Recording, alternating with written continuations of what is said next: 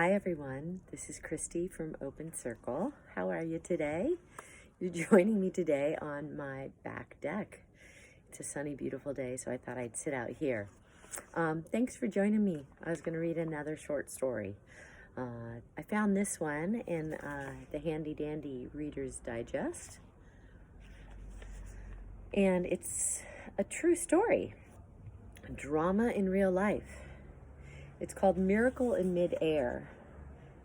And it's about this gentleman, an incident that happened in 1941.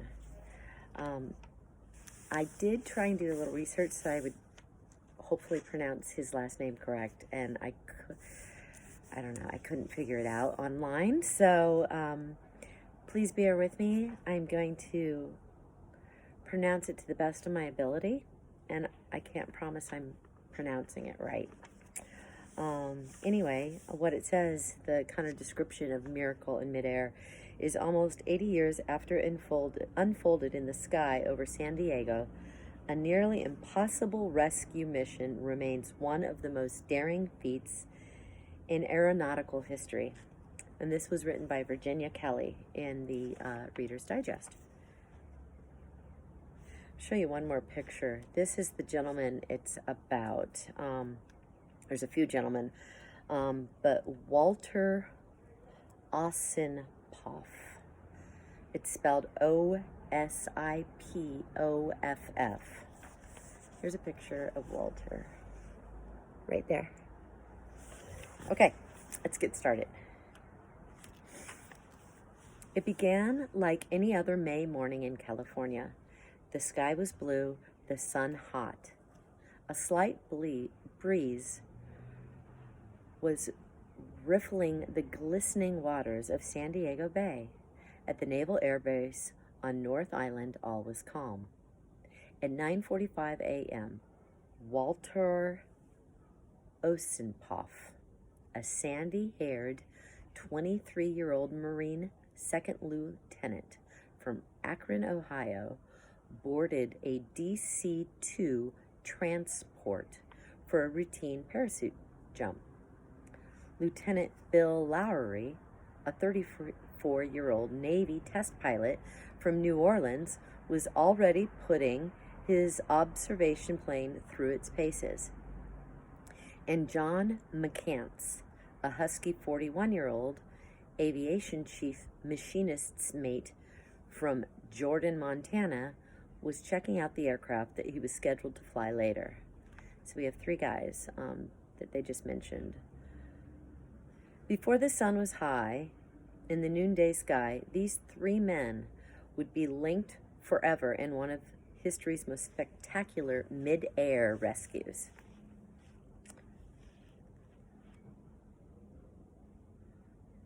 Osipov, sorry, I'm struggling with the pronunciation of that last name. Osipov was a seasoned parachutist, a former collegiate wrestling and gymnastics star.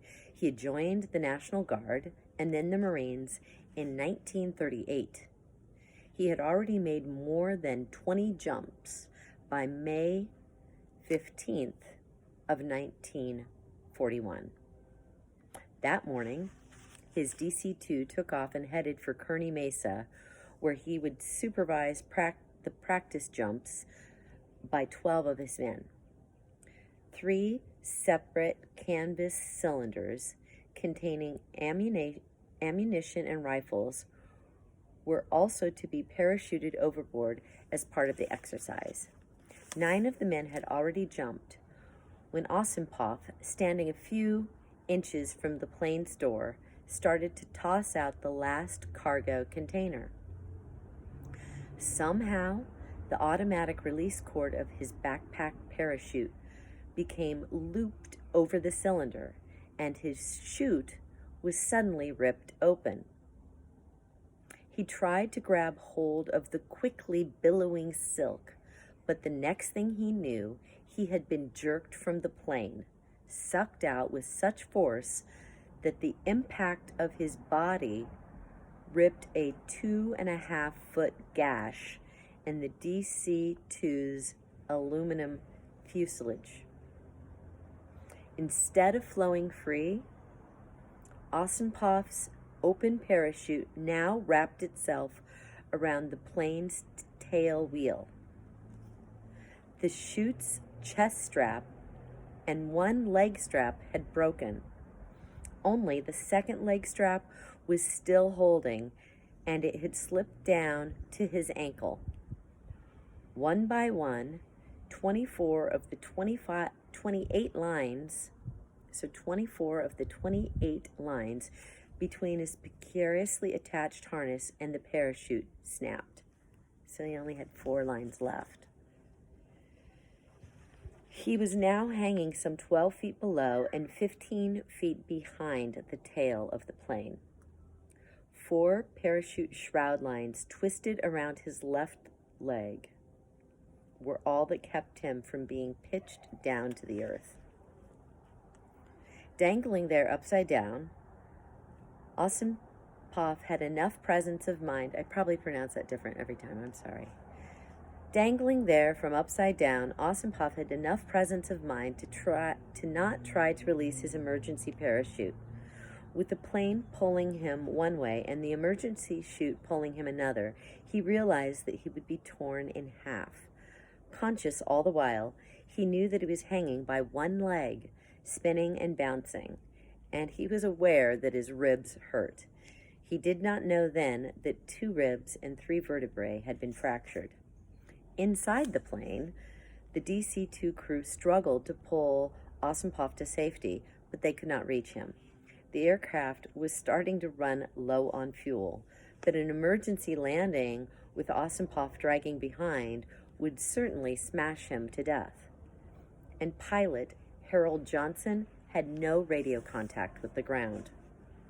To attract attention below, Johnson, the pilot, eased the transport down to 300 feet and started circling. He was circling North Island. A few people at the base noticed the plane coming by every few minutes, but they assumed it was towing some sort of target. Meanwhile, Bill Lowry had landed his plane and was walking toward his office when he glanced upward, and John McCants, who was working nearby, saw at the same time the figure dangling from the plane. As the DC-2 circled once again, Lowry yelled to McCants, "There's a man hanging on that line. Do you suppose we can get him?" McCants answered grimly, "We can try." Lowry shouted to his mechanics to get his plane ready for takeoff. It was an SOC-1, a two-seat open cockpit observation plane, less than 27 feet long.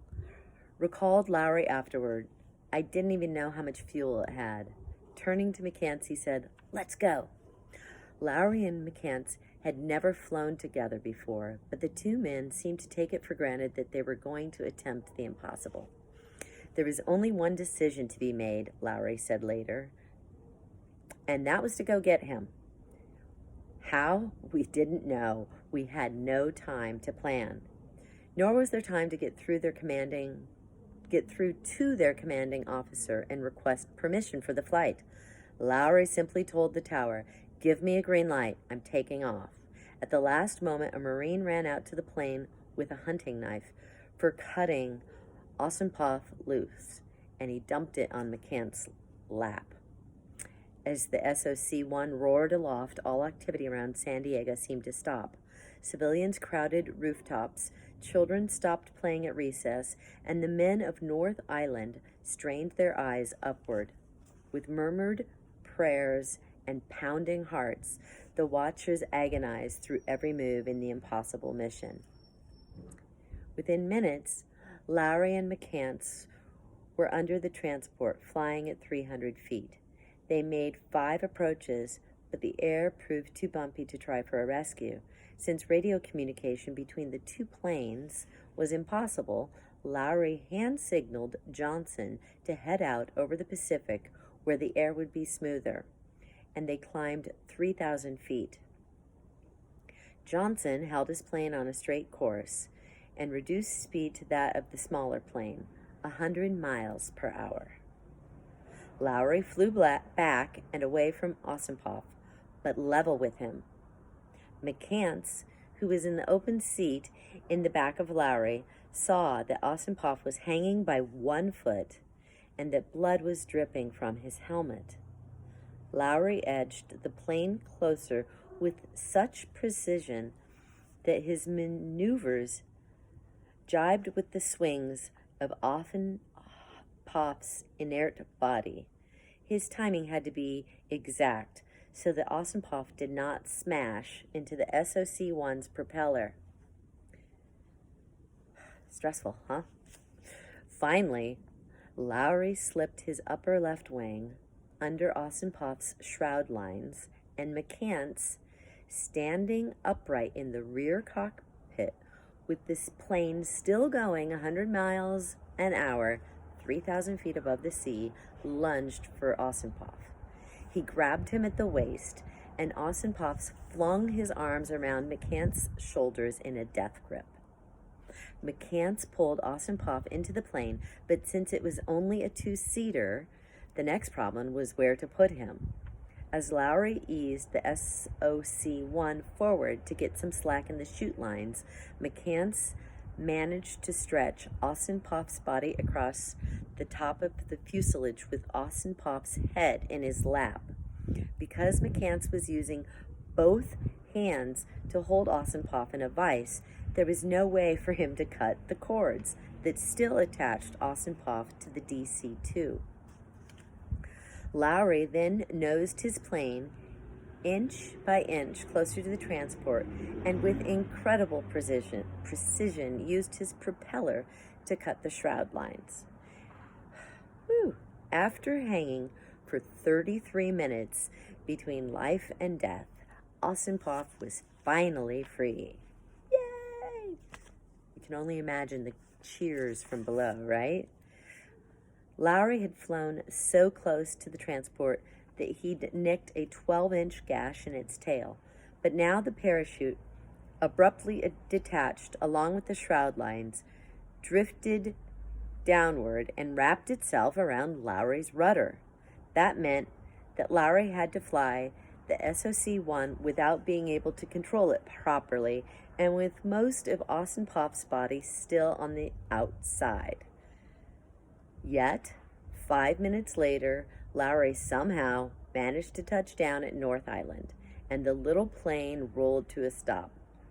Ossipoff finally lost consciousness, but not before he heard sailors applauding the amazing landing. Later on after lunch, Lowry and McCants went back to their usual duties. 3 weeks later, both men were flown to Washington, D.C., where Secretary of the Navy Frank Knox awarded them the Distinguished Flying Cross for executing one of the most brilliant and daring rescues in naval history. Ossipoff spent the next 6 months in the hospital. The following January, completely recovered and newly promoted to first lieutenant, he went back to parachute jumping. The morning he was to make his first jump after the accident, he was cool as a cucumber as usual. His friends, though, were nervous. One after another, they went up to reassure him. Each volunteered to jump first so he could follow. Ossipoff grinned and shook his head. "The hell with that," he said as he fastened his parachute. "I know damn well I'm going to make it." And he did. Amazing, isn't it? True story. Can't believe that would have been something to watch from the ground and even more amazing to participate in. Again, that happened on May 15th of 1941. Pretty amazing. So anyway, thanks for joining me again for another story. Hope you enjoyed it.